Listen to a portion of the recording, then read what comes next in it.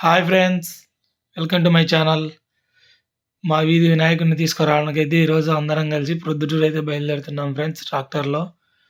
ష్ ఇదిగోండి, ఇక్కడే ప్రొద్దుటూరులో ఈ ఏరియాలోనే మా వినాయకుడిని అయితే తీసుకున్నాం. ఈయనే మా గణపతి. చూడండి ఎంత పెద్దగా ఉన్నాడో.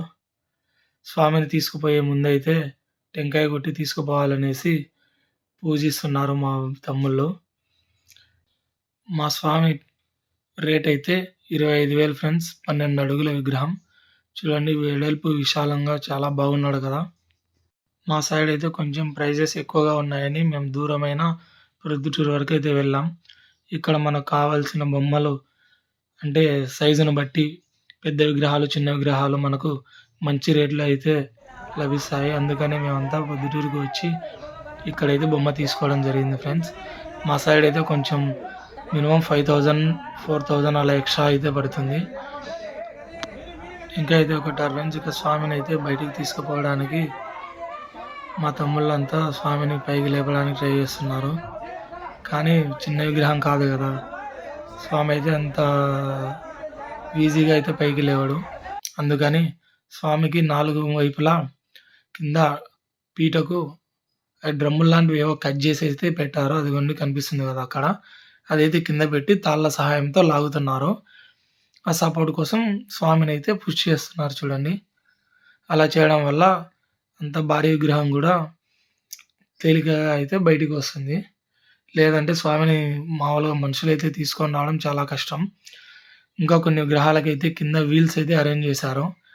ఆ వీల్స్ అయితే ఇంకా బాగా అయితే బయటికి తీసుకురావచ్చు. ఈ డ్రమ్స్ అన్నా కొంచెం లాగాలి. తర్వాత బయటికి తీసుకొచ్చినాము స్వామిని. ఇక్కడ నుంచి అయితే ట్రాలీలోకి మనుషులమైతే ఎత్తలేం ఫ్రెండ్స్. అందుకనే క్రేన్ అయితే మాట్లాడుకున్నాం. అక్కడే క్రేన్ అయితే మనకు అందుబాటులో ఉన్నది. ఆ క్రేన్‌కి వచ్చేసి 600 తీసుకున్నాడు. తప్పదు కదా! మనమైతే 20 మంది వెళ్ళాం మేము. 20 మందిని కూడా స్వామిని పైకైతే పెట్టలేం. అందుకనేసి క్రేన్ మాట్లాడుకొని అలా క్రేన్ సహాయంతో ట్రాక్టర్‌లోకి అయితే ఎక్కించుకోవడం జరిగింది. చూడండి స్వామికి చుట్టూ తాడైతే ఆ వాళ్ళకి, ఈ వాళ్ళకి 2 వైపులా వేసి నిదానంగా చేతులు, కాళ్ళు అనేవి ఏవి డ్యామేజ్ కాకుండా లేట్ అయినా బాధలనేసి నిదానంగా స్వామినైతే ట్రాలీలోకి అయితే ఎక్కించాము. చూడండి క్రేన్ అయితే చాలా సింపుల్‌గా పైకొచ్చాడు కదా స్వామి. మాకు మళ్ళీ ఇక్కడికి మా ఊరు వచ్చాక ఎలా దింపాలో కిందికి ఏమో. మాకు ట్రాలీ పెట్టుకొని స్వామిని పూజ చేయడానికి గాని వసతి లేదు. ఖచ్చితంగా ట్రాక్టర్‌లోంచి అయితే కిందికి దింపాల్సిందే. మొత్తానికైతే మా స్వామిని క్రేన్ సహాయంతో ట్రాలీలోకి అయితే ఎక్కించాం. ఇక మా ఊరైతే బయలుదేరాం ఫ్రెండ్స్. చూడండి బయలుదేరాం. ఇంటికాడ నుంచి చిన్న పిల్లలైతే మేము వచ్చే వరకైతే ఎదురు చూస్తూనే ఉంటారు ఫ్రెండ్స్. ఎందుకంటే వినాయక చవితి పండగ అంటే ఒక ఎమోషన్. చూడండి లాస్ట్‌కి అయితే మా ఊరైతే చేరుకున్నాం.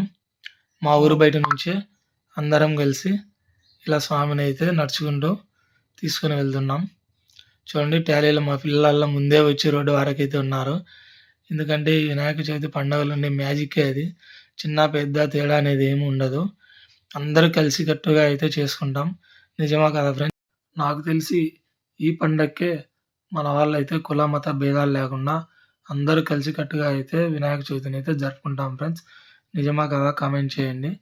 Thanks for watching.